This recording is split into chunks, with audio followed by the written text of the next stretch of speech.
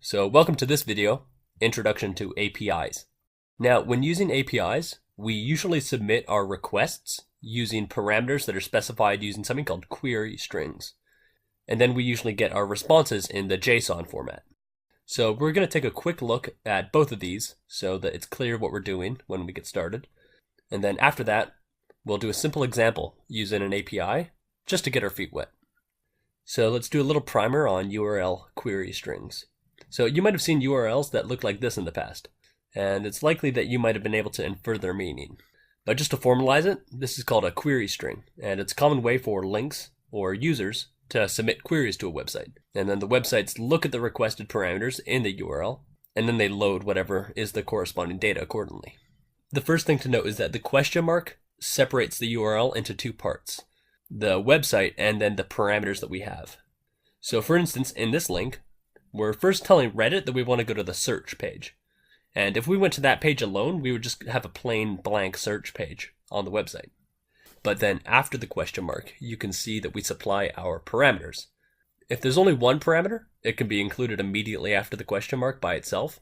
And if there are multiple parameters, then each parameter usually gets a name and an assigned value, and these are all separated by ampersands. So for instance, the first parameter is Q, and this is the text to search. And here it's the words foo and bar. And note that a plus sign indicates a space, not a separate parameter. Then after that, the sort parameter is getting the value relevance. And then the T specifies what time range we want the results to be in. So like I said, you've probably seen something like that in the past, but now you know that this is what we're going to be using when we submit queries. So as you undoubtedly know by now, when you make requests to a web page, you get HTML back. And then you have to use a parser to extract the information you want. So instead of HTML, APIs will usually return JSON, which is JavaScript object notation. And this is a string that really closely resembles a Python dictionary, and so we very easily convert it to that. And so this way we get our data in a concise and easily parsable format. And we don't get all the extra information that comes with HTML, which just wastes time and bandwidth. And so now I just want to show you a very simple example using the API IP to country. And this is a simple free open source API that, given an IP address, will return the country that that IP address is located in. This is going to be fairly simple code that you're undoubtedly familiar with by now. First, we're going to go import requests, and then we're going to get the response, going requests.get, and then we're going to pass the URL to it. And this is the URL that I'm interested in.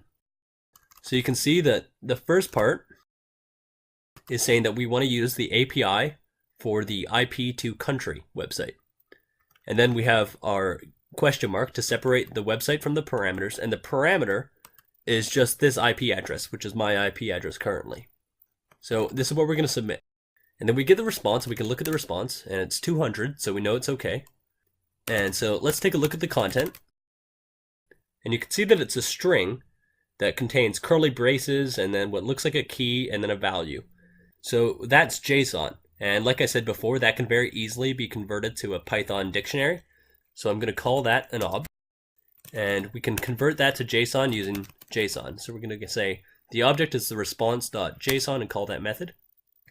Now we can look at that object, and you can see it's a Python dictionary. So we have our key, value pair, key, value pair. And so if I wanted the country name that corresponded to that IP address, very obviously go country name. So you can see that this is very similar to web scraping. We're doing our get request, and then we're looking at the content. But now the content response is JSON, which is sort of concise and very easily converted to a Python dictionary instead of HTML.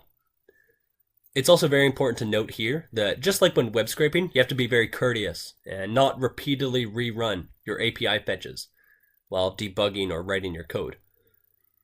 Usually there are limits to the pull rate, and the server may stop responding to your requests if you over request the API. So this has been a very simple example, but I think that you can see the benefit of maybe using APIs instead of web scraping where possible. So that was a very, very simple example. And in the next video, we'll look at a slightly more complicated example of working with APIs.